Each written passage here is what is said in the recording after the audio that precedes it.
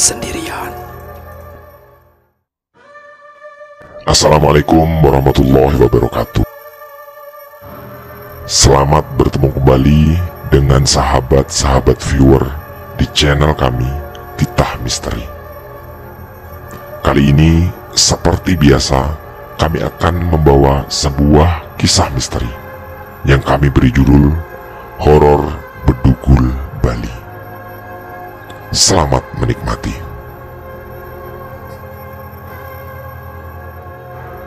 Semuanya bermula hari itu, ketika Bebeng merasa benar-benar jengah dengan kehidupannya. Namanya sebenarnya Robi, tapi sejak kecil dia dipanggil Bebeng oleh orang tua dan teman-temannya. Bebeng tinggal di sebuah dusun kecil di wilayah Kabupaten Jombang, Jawa Timur.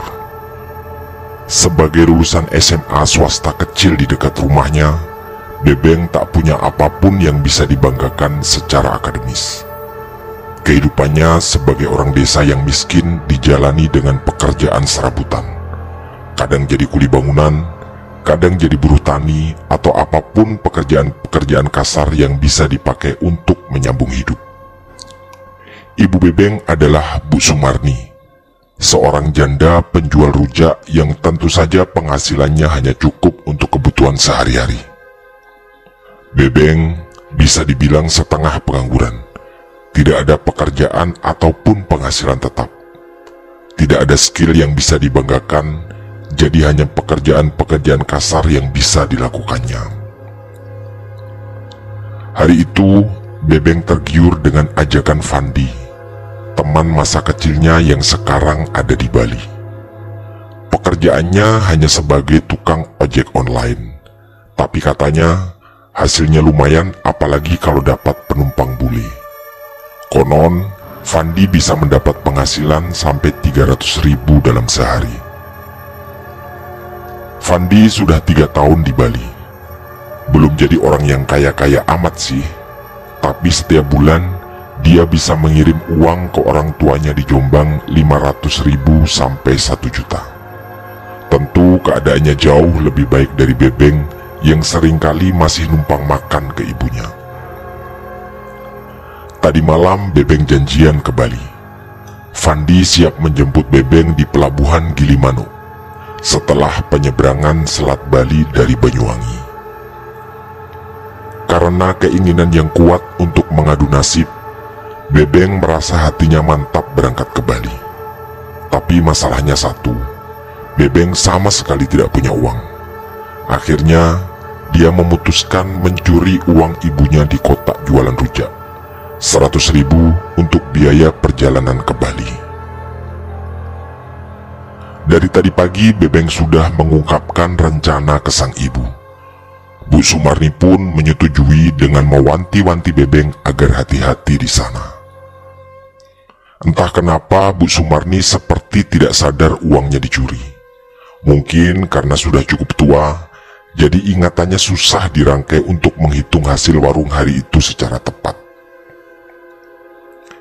Singkat cerita, Bebeng pun berangkat ke Bali dengan sepeda motornya yang sudah agak butut. Setelah memastikan kembali, Fandi siap menjemput di pelabuhan Gilimanuk setibanya dia di sana. Ini adalah perjalanan pertama Bebeng ke Bali. Sempat khawatir akan banyak hal, tapi segera ditepisnya karena Fandi berjanji akan menampung dirinya sampai mendapat pekerjaan di sana. Dan yang paling mungkin adalah menjadi tukang ojek online juga. Waktu pun berjalan dan Bebeng sampai di Gilimanuk setelah penyeberangan yang sempat membuatnya khawatir. Maklum, ini adalah perjalanan laut pertamanya dan juga untuk pertama kalinya dia keluar dari Pulau Jawa. Sesampai di Gilimanuk, dia segera bertemu Fandi. Setelah berpelukan karena cukup lama tidak bertemu, Fandi pun mengajaknya segera jalan. Nanti istirahat di kos, katanya. Mereka berdua pun segera berangkat menuju tempat kos Fandi dengan mengendarai sepeda motor masing-masing. Setelah sempat berhenti di sebuah warung di perjalanan, Bebeng pun sampai di tempat kos Fandi di Kuta. Bebeng benar-benar merasakan betapa kampungannya dirinya, melihat gemerlapnya kuta dan lalu lalang turis asing. Bebeng merasa sangat takjub. Sejak kecil, yang dia tahu hanyalah kehidupan di desa yang sederhana. Hanya kadang-kadang beberapa teman mengajak jalan-jalan bersepeda motor ke kota Jombang, Pasuruan, Probolinggo, atau Surabaya. Itu pun Bebeng tidak pernah melihat kehidupan orang kota-kota itu dalam keseharian. Fandi siap menampung Bebeng sampai dia mendapat pekerjaan dan bersedia membantunya daftar sebagai tukang ojek online. Itu yang ditegaskan lagi di Kuta. Intinya, dia benar-benar ingin membantu Bebeng mencari penghidupan yang lebih layak secara ekonomi. "Kamu istirahat dulu, besok saya ajak jalan-jalan di sekitar sini, biar kamu agak paham jalan di sini. Ya, sekitar semingguan saya bantu daftar jadi ojek online," ucap Fandi yang semakin membuat harapan Bebeng melambung akan bisa memperbaiki nasibnya. Malam itu pun dijalani mereka berdua dengan bercengkrama melepas rindu. Selama ini, Fandi hanya pulang setahun 2 atau 3 kali. Jadi kedua sahabat itu benar-benar menghabiskan waktu bersama. Fandi juga belum menikah. Katanya dia berencana menikah 2 atau 3 tahun lagi setelah merasa tabungannya cukup untuk biaya perkawinan. Waktu pun kembali berjalan, dan keesokan harinya Fandi mengajak Bebeng jalan-jalan agar cukup hafal dengan jalan minimal di Kuta dan sekitarnya. Itu katanya akan jadi modal yang sangat penting sebelum daftar jadi ojek online. Di hari kedua, setelah dirasa sedikit hafal dengan jalan di sekitar, Bebeng meminjam jaket ojek milik Fandi.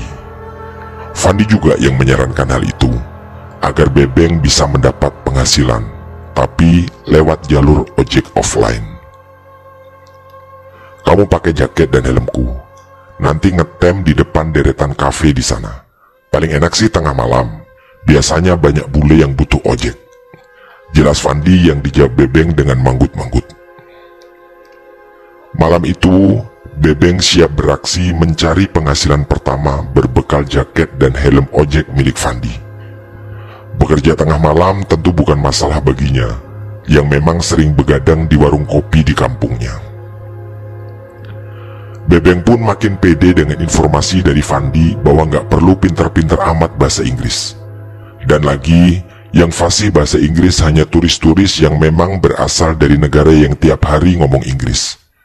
Sedangkan turis dari negara lain, banyak juga yang bahasa Inggrisnya belepotan. Jadi tidak perlu malu. Yang penting tahu sedikit-sedikit kata dan kalimat standar dalam keseharian.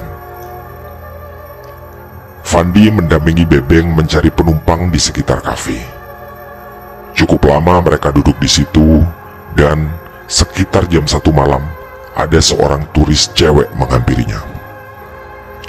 "I need ride," kata sang cewek dengan bahasa Inggris yang sepertinya juga tidak terlalu fasih. Fandi kemudian mengajaknya berkomunikasi sejenak, juga dengan bahasa Inggris yang sepertinya seadanya. Setelah berbincang-bincang, Fandi menjelaskan informasi itu ke Bebeng. Dia bilang mau ke Bedugul, nanti di jalan dia tunjukkan tempatnya. Tapi cukup jauh sih, dari sini sekitar 60 kiloan. Kalau di aplikasiku tarifnya 165.000. Tapi tadi saya minta offline 300.000 dan dia mau, karena ini sudah tengah malam. Hati Bebeng berbunga-bunga mendengar angka 300.000. Apalagi Fandi bilang dia nggak perlu terlalu banyak ngobrol di jalan. Sepertinya turis cewek ini lagi mabuk. Menurut info dari Fandi, cewek ini asalnya dari Belanda. Setelah memantapkan hati, Bebeng pun siap mengantar turis itu dengan sepeda motornya, sambil berkali-kali mengucapkan terima kasih pada Fandi karena telah memberikan penumpang itu kepadanya.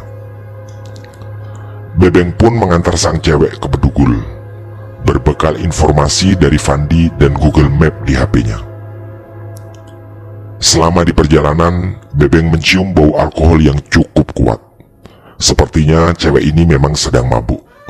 Berkali-kali dia menyandarkan diri ke punggung Bebeng. Tak ada pembicaraan apapun di antara mereka, sampai sekitar 1 jam perjalanan. Akhirnya, dengan memberanikan diri, Bebeng pun bertanya, "Where are you from?" Ucap Bebeng tentu dengan bahasa Inggris yang sangat terbata-bata. "I am from Netherlands," jawab sang cewek yang membuat aroma alkohol semakin kuat tercium. Ternyata sama dengan informasi dari Vandi bahwa si cewek berasal dari Belanda. Hanya itulah satu-satunya percakapan mereka selama 1 jam perjalanan dengan sepeda motor. Cewek itu sangat cantik. Bebeng bahkan tak sempat dan tak berani menanyakan namanya. Dan lagi, bertanya nama hanya akan membuat dirinya terlihat bodoh berbahasa Inggris, karena logatnya tentu akan terdengar sangat kaku. Sempat ada pikiran buruk di otak Bebeng. Dalam kondisi mabuk, gimana kalau cewek ini diperkosa? Tapi, itu segera ditepisnya karena sebagai orang yang baru 2 hari di sana dan tidak terlalu tahu kondisi Bali, pasti akan sangat merepotkan untuk melakukan itu. Akhirnya, itu semua hanya berhenti di fantasi kotornya. Sekitar setengah jam berselang, sang cewek menepuk-nepuk bahu Bebeng sambil berkata, "Stop, stop, that is my hotel." Sambil menunjuk-nunjuk sebuah hotel besar yang terlihat begitu mewah. Bebeng paham kalau hanya kalimat-kalimat sederhana seperti itu. Bebeng kemudian mengurangi kecepatan motornya dan berbelok ke hotel yang ditunjuk oleh si cewek. Sesampainya di parkiran depan, si cewek mengulurkan uang 300.000 sesuai perjanjian dan mengucapkan, "Thank you, thank you." Bebeng hanya mengangguk-angguk dan bersiap untuk segera pulang, sambil matanya melirik ke wajah cewek yang menurutnya sangat cantik itu. Tapi, dia segera mengurungkan niatnya karena si cewek bule itu tersungkur jatuh. I help you, ucap Bebeng sambil berlari menolong si cewek. Terlihat sekali cewek ini memang mabuk berat. Bebeng merasa sangat senang membantu cewek secantik ini. "Help me to my room," ucap si cewek. Bebeng berpikir sejenak, lalu segera paham bahwa itu artinya si cewek minta diantar sampai ke kamar karena terlalu sulit untuk berjalan sendirian. Hati Bebeng tentu merasa semakin senang karena mendapat kesempatan memeluk cewek mabuk itu. Begitu sampai di lobi, Bebeng melihat banyak sekali pegawai hotel yang sepertinya juga siap membantu. Tapi, Bebeng segera memberi isyarat bahwa dia bisa membantu si cewek bule itu ke kamarnya. Kapan lagi dapat kesempatan memeluk bule cantik? Bisik Bebeng dalam hati. Tapi sebenarnya Bebeng merasa ada yang agak aneh. Semua pegawai hotel menggunakan baju yang sepertinya ala orang zaman dulu, yang pernah dilihatnya di film-film kerajaan. Tapi, Bebeng segera berpikir bahwa mungkin konsep hotel ini memang seperti itu, memberi kesan zaman-zaman dulu. Dengan agak tertatih, Bebeng memeluk si bule ke kamarnya, yang ternyata tidak terlalu jauh. Si bule meraih semacam kertas kecil dari saku celananya dan menempelkannya di pintu, dan pintu kamar pun dia buka. Bebeng sempat terperangah. Sebagai orang desa, baru kali ini dia tahu cara membuka pintu hotel ternyata seperti itu. Tidak memakai kunci seperti biasa yang dia pakai di rumahnya. Si cewek bule itu langsung membantingkan tubuhnya ke atas kasur. Bebeng sempat melirik dan semakin mengagumi kecantikan si cewek bule itu. Sayangnya, dia dalam kondisi mabuk. Padahal menurut Bebeng, pasti akan terlihat jauh lebih cantik andaikan cewek bule itu dalam kondisi sadar. Bebeng yang kemudian merasa tugasnya sudah selesai, segera pamit dan berkata, I go. Tapi tangan si bule menahannya sambil berkata, "Don't go, please stay with me." Bebeng sempat sangat terkejut dengan itu. Dia sempat mencari di Google dan kemudian dia paham bahwa si cewek bule ingin ditemani di kamar. Tentu saja, angan Bebeng kemudian berlari sangat liar. Di kamar hotel mewah, bersama cewek cantik dan diminta menemani di kamar. Otak kotornya pun mulai menggeliat. Batinnya dipenuhi angan-angan liar dan semua fantasi kotor tentang cewek mabuk secantik ini. Bebeng hanya duduk terdiam sambil mengamati kamar yang menurutnya terlalu mewah. Tak pernah dibayangkannya ada kamar semewah ini. Dia jadi ingat kamar lusuh dan bau miliknya di desa. Bule itu kemudian meracau tidak jelas, entah pakai bahasa apa, Inggris atau Belanda. Bau alkohol semerbak memenuhi ruangan. Tapi kali ini ada yang beda. Seperti ada campuran bau amis yang makin lama makin tercium. Bebeng kemudian ingat cerita beberapa temannya bahwa memang banyak turis asing yang baunya nggak enak. Mungkin ini maksudnya, kata Bebeng dalam hati. Cewek itu kemudian memberi isyarat Bebeng untuk membantunya bangun dan kemudian melangkahkan kakinya menuju saklar di depan pintu. Dan saklar itu pun ditekannya. Kamar kini berubah menjadi remang-remang. Hanya menyisakan pencahayaan dari kamar mandi dan lampu kecil di tembok di atas dipan. Otak kotor Bebeng semakin meronta dan menyala-nyala. Tak disangkanya, kaki si cewek kemudian mendorong pintu dengan kuat. Ya, pintu itu kali ini benar-benar tertutup rapat.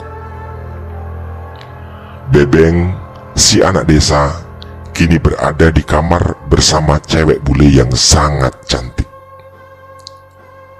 Kejadian berikutnya tak kalah memacu adrenalin. Sambil meracau tak jelas, dengan bau alkohol dan amis yang semakin tercium, tangan si cewek melucuti pakaiannya sendiri satu persatu. Dan tubuh Bebeng dengan kuat ditariknya mendekat. Bebeng kaget, gugup sekaligus senang. Rasanya mendapat durian runtuh satu truk. Bau amis yang semakin kuat tercium tak lagi dihiraukannya. Bebeng tak lagi dikendalikan oleh pikiran dan hati, tapi oleh nafsu liar yang sangat menyala-nyala. Bebeng yang gelap mata juga melucuti pakaiannya satu persatu. Entah kenapa, otaknya berkata bahwa kesempatan ini terlalu sayang untuk dilewatkan. Baru 2 hari di Bali, dia sudah mendapat rezeki nomplok seperti ini. Bibir si bule kemudian dengan lahap melumat Bebeng. Bebeng benar-benar merasa diawang-awang. Tak ada kata-kata, tak ada percakapan dari mereka yang memang tak berbahasa sama itu. Bahasa mereka hanya satu, nafsu yang semakin liar. Dan setelah semua pergelutan di atas ranjang, Bebeng benar-benar menuntaskan birahinya malam itu. Rasa gugup, kaget, sekaligus senang, benar-benar tidak bisa dihilangkannya. Durian runtuh satu truk atau bahkan lebih, itu yang dirasakan Bebeng dalam hati. Keringat deras membasahi sekujur tubuhnya. Bau amis semakin merebak, dan setelah si cewek bule terlihat kelelahan dan tertidur, Bebeng segera meraih pakaiannya yang berserakan di lantai. Bebeng sebenarnya sempat sangat takut dengan ini semua, tapi kemudian dia sadar, ini di dalam kamar hotel, dan tentu hal-hal seperti ini bukanlah sebuah kejahatan. Ini bukan pemerkosaan tentu saja, walaupun hal itu sebenarnya sempat terlintas tadi di jalan. Bebeng melihat HP si bule sempat berbunyi berkali-kali, tapi dia sama sekali tidak berniat mengambilnya. Hal yang baru saja dia alami tentu sudah jauh lebih dari cukup. Hanya satu kendala, bau amis yang sepertinya kali ini tak mampu lagi ditahannya. Sambil menenteng baju dan celananya, Bebeng bergegas ke kamar mandi demi menghindari bau amis yang semakin kuat. Dia melihat ada wastafel dan keran. Perlahan diputarnya keran itu. Dan alangkah terkejutnya, air dari keran ternyata berwarna merah darah. Hati Bebeng tiba-tiba merasa sangat ketakutan. Dia merasa ada di alam lain. Dan air itu lama-kelamaan mengeluarkan bukan hanya air merah darah, tapi belatung yang segera memenuhi wastafel. Bebeng merasa mau muntah, tapi ketakutan lebih besar dari rasa mualnya. Lampu kamar mandi tiba-tiba juga padam. Bebeng semakin panik. Terdengar sayup-sayup suara obrolan banyak perempuan, entah dari mana. Bebeng berusaha segera berpakaian, tapi ada sepasang tangan yang tiba-tiba menggelayut di kakinya. Dalam suasana yang sangat ketakutan, kaki Bebeng digerakkan secara acak, dan otaknya sampai di kesimpulan, dua tangan itu buntung. Ya, buntung. Tidak ada tubuh yang menyertainya. Bebeng semakin kalut dalam ruangan yang gelap gulita itu. Dia ingin berteriak, tapi kedua tangan buntung itu segera membekap mulutnya. Bebeng merasa hampir kehabisan nafas. Sepasang tangan itu semakin kuat membekap mulutnya. Sampai kemudian, lampu kamar mandi tiba-tiba menyala dan sepasang tangan itu pun lenyap. Pandangan Bebeng menyapu ke semua sudut kamar mandi. Dia yakin tangan itu sudah hilang. Badannya semakin gemetar dan tiba-tiba ruangan menjadi terang. Dia yakin si cewek bule tadi menyalakan lampu utama kamar. Bebeng dalam ketakutan segera berlari keluar. Tapi langkahnya tiba-tiba terhenti. Tidak ada cewek bule itu di kasur. Badannya semakin gemetar dan suasana semakin mencekam. Pandangannya tertuju ke lantai. Pakaian si bule masih berserakan di sana. Tiba-tiba terdengar suara wanita tertawa dengan suara yang sangat mengerikan. Dia ingat pernah mendengar ini di film tentang kuntilanak. Ya, suara itu persis sekali. Keringat Bebeng semakin deras mengucur dan sekujur tubuhnya semakin gemetar. Rasanya waktu berjalan terlalu pelan. Dia ingat momen ketika si bule membuka pintu dengan kertas dan kemudian mendorong pintu dengan kakinya. Bebeng merasa terkunci di dalam kamar. Bebeng berusaha menangis sekencang-kencangnya. Pandangannya menyapu setiap sudut ruangan dan telinganya mendengar lagi suara tawa yang mengerikan itu. Nalurinya berkata bahwa asal suara dari atas. Ya, Bebeng mendongakkan kepalanya dan ternyata si cewek bule menggantung di atas dengan posisi kepala di bawah dan melempar senyum yang sangat mengerikan. Tawa si cewek semakin lama semakin keras dan wajahnya perlahan mendekat ke wajah Bebeng. Bebeng benar-benar tak sanggup melihat itu. Dipejamkannya matanya kuat-kuat dan dia berteriak sekencang-kencangnya. Entah kenapa dia tak mampu bersuara. Ya, teriakannya tak mengeluarkan suara apapun. Wajah si cewek yang tadi cantik jelita kini benar-benar menyeramkan. Bukan lagi putih mulus, tapi merah bercampur hitam dengan bau amis yang semakin menguat. Bebeng benar-benar pasrah dalam ketakutan. Cewek itu menariknya ke atas kasur dan entah kenapa Bebeng merasa tak bertenaga sama sekali. Berkali-kali cewek itu mencium bibirnya seperti tadi, tapi dari lidahnya keluar belatung-belatung seperti di kamar mandi. Bebeng makin panik dan tiba-tiba pintu kamar itu terbuka. Dengan segenap sisa-sisa tenaga, Bebeng berlari kencang keluar kamar. Dilihatnya semua karyawan hotel melihat Bebeng dengan wajah yang pucat dan masing-masing tersenyum dengan pemandangan yang sungguh mengerikan. Bebeng segera meraih sepeda motornya dan memacunya dengan tergesa. Tak jauh dari situ ada warung kopi dan Bebeng dengan terengah-engah berhenti di sana. Masih dengan nafas yang sangat tersengal, Bebeng duduk dan memesan kopi. Salah satu pengunjung warung kemudian bertanya kepadanya, "Maaf mas, kok pucat sekali?" katanya. "Saya baru ngantar turis tapi saya ketakutan," jawab Bebeng dengan agak terbata-bata. Orang itu yang sepertinya bapak-bapak lalu bertanya lagi, "Di hotel mana mas?"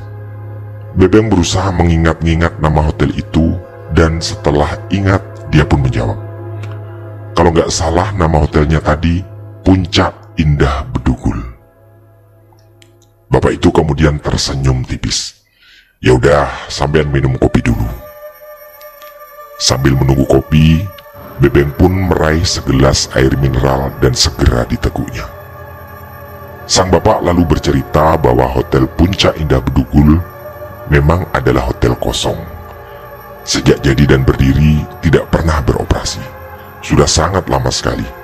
Dan sudah banyak orang baru yang mengalami kejadian-kejadian aneh di sana. Bebeng mengangguk pelan setelah merasa sedikit berhasil mengatasi ketegangan yang luar biasa. Dia kemudian mengakui bahwa dia memang orang baru dan baru 2 hari berada di Bali. Biasanya sih kalau ada orang yang berbuat aneh-aneh banyak gangguan, banyak penampakan noni-noni Belanda di sana, ucap sang bapak sambil menghisap rokoknya dalam-dalam. Lagi-lagi Bebeng mengangguk pelan sambil mengingat betapa memang dia sudah berbuat macam-macam di dalam hotel. Bahkan sudah berpikiran aneh-aneh sejak di jalan. Sang bapak kemudian melanjutkan ceritanya. Katanya dia sering ngopi di situ dan sudah banyak orang yang mengalami kejadian aneh di hotel itu. Yang sering katanya bau amis, pegawai hotel yang berpakaian ala pakaian zaman dulu dan noni Belanda. Yap, semuanya persis seperti yang dialami Bebeng. Tapi nggak apa-apa mas, namanya barang halus ya di mana-mana juga ada, kata bapak itu sambil berkali-kali berusaha menenangkan Bebeng. Tak lama kemudian kopi pun tiba.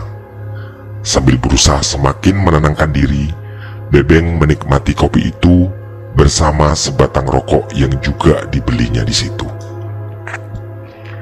Semua yang diceritakan sang bapak benar-benar sama dengan apa yang baru saja dialaminya. Waktu sudah menjelang pagi dan setelah merasa semakin tenang, Bebeng pun memutuskan untuk pulang ke Kuta.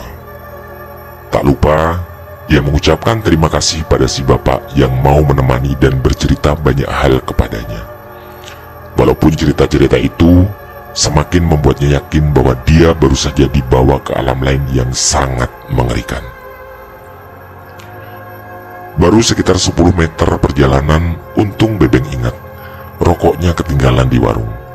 Sayang sekali kalau tidak diambil, pikirnya. Karena rokok itu dibeli sebungkus dan baru sebatang yang sudah dihisapnya. Bebeng pun segera memutar balik. Dan alangkah terkejutnya, suasana di situ gelap dengan desiran angin dingin dini hari. Bebeng kemudian segera tersadar, warung kopi itu tidak ada di pandangan matanya. Setelah beberapa detik terdiam dan berpikir, Bebeng lalu yakin warung tadi ternyata adalah warung tidak nyata alias warung gaib, yang sepertinya masih berhubungan dengan kejadian di hotel tadi. Bulu kuduk di sekujur tubuhnya berdiri tegak dan membuatnya semakin yakin bahwa kesimpulannya benar. Itu bukan warung manusia. Bebeng kemudian segera memacu motornya dengan kecepatan yang jauh lebih tinggi dibanding tadi. Hampir 1 jam, dia pun sampai ke tempat kos Fandi yang ternyata sudah tertidur. Bebeng mengetuk pintu dan kemudian segera masuk. Bebeng lalu membersihkan muka di kamar mandi. Fandi menyambutnya masih dengan kelihatan sangat mengantuk. Fandi segera menjatuhkan dirinya ke kasur lagi. Sepertinya Fandi masih ingin melanjutkan tidurnya. Bebeng kemudian termenung. Masih terbayang jelas di benaknya semua kejadian di kamar mandi dan di kamar hotel tadi. Dia sempat ragu, tapi hatinya segera yakin bahwa semua itu sudah berlalu dan dia benar-benar sudah berada di kamar kos Fandi di Kuta, bukan lagi di hotel Puncak Indah Bedugul. Perlahan rasa takut itu berhasil diatasinya dan dia membaringkan tubuhnya di samping sahabatnya. Mata Bebeng tak bisa dipejamkan. Cewek secantik itu ternyata bukan manusia. Bau amis masih sangat diingatnya. Apalagi ketika si cewek bule posisinya menggantung di atas plafon kamar dengan posisi kaki di atas dan kepala di bawah. Bebeng juga masih ingat betul di warung yang entah sebenarnya makhluk apa.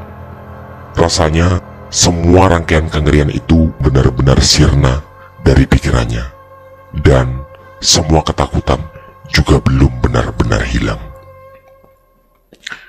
Bebeng pun tak bisa tidur bahkan sampai Fandi terbangun. Dia memutuskan untuk menunggu Fandi mandi untuk membicarakan sesuatu. Dia juga ingat uang 300.000 dari si cewek bule.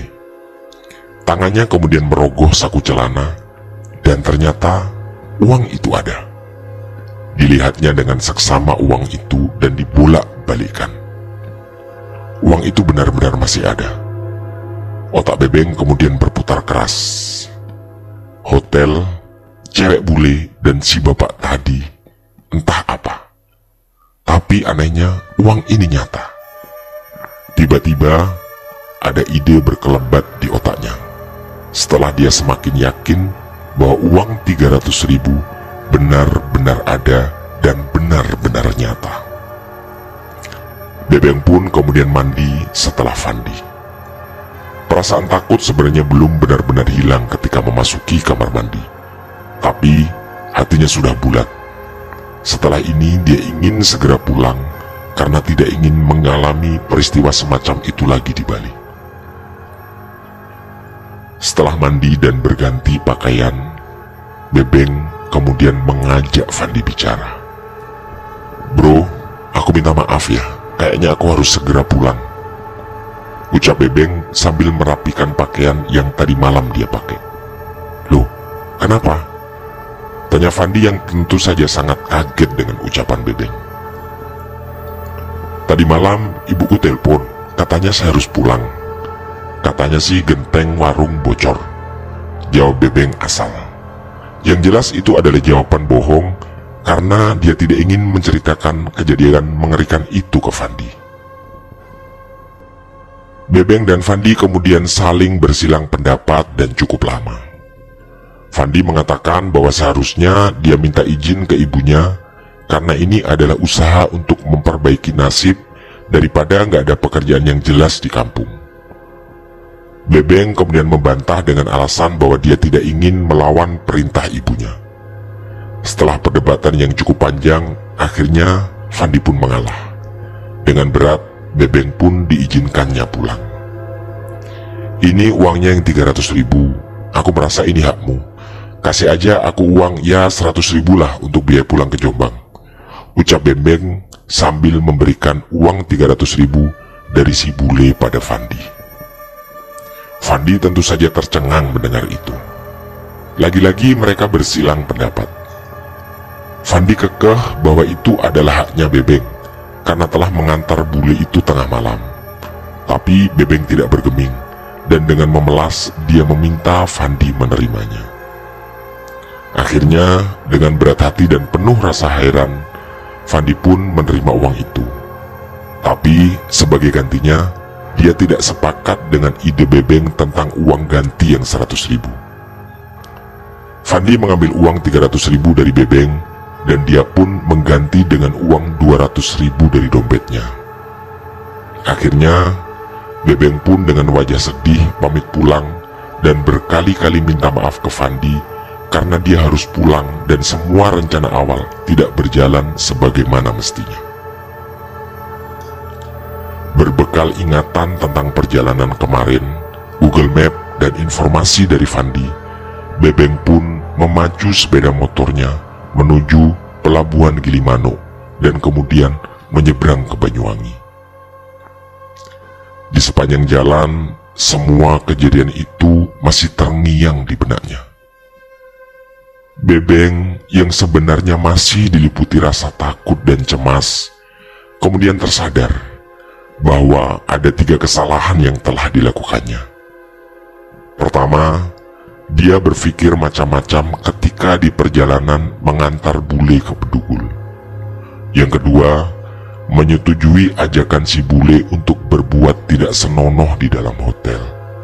Dan yang ketiga, dan menurutnya yang paling penting adalah dia berangkat ke Bali dengan uang yang dicuri dari ibunya. Sungguh, Bebeng benar-benar tak pernah menyangka akan ada fase semengerikan itu dalam hidupnya.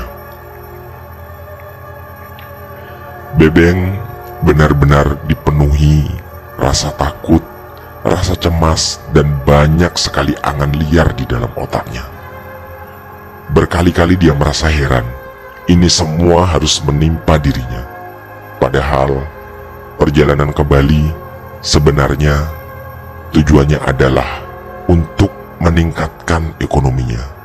Dia tidak ingin menjadi seorang pemuda pengangguran di kampung. Dan Fandi, sahabatnya, sebenarnya benar-benar berusaha membantu dirinya. Tapi semua kejadian mengerikan itu harus ada dalam hidupnya. Bebeng kemudian berencana akan menceritakan semua kejadian lewat telepon ke Fandi nanti setelah sampai di rumah. Bebeng juga berjanji akan meminta maaf ke sang ibu karena telah mencuri uangnya. Dan Bebeng bersumpah dalam hati, dia tidak akan pernah lagi ke Bali. Tamat. Terima kasih telah mengikuti kisah misteri ini. Semoga ada perjalanan yang bisa kita petik. Dimanapun kita berada, perbuatan-perbuatan yang dilarang agama tidak seharusnya kita lakukan. Dan membohongi seorang ibu juga adalah sebuah dosa besar. Semoga cerita ini bermanfaat bagi teman-teman. Kami dari tim Titah Misteri memohon maaf apabila ada kesalahan dalam penuturan kata. Terima kasih. Wassalamualaikum warahmatullahi wabarakatuh. Pesan saya, jangan bercermin sendirian di tengah malam. Sampai jumpa.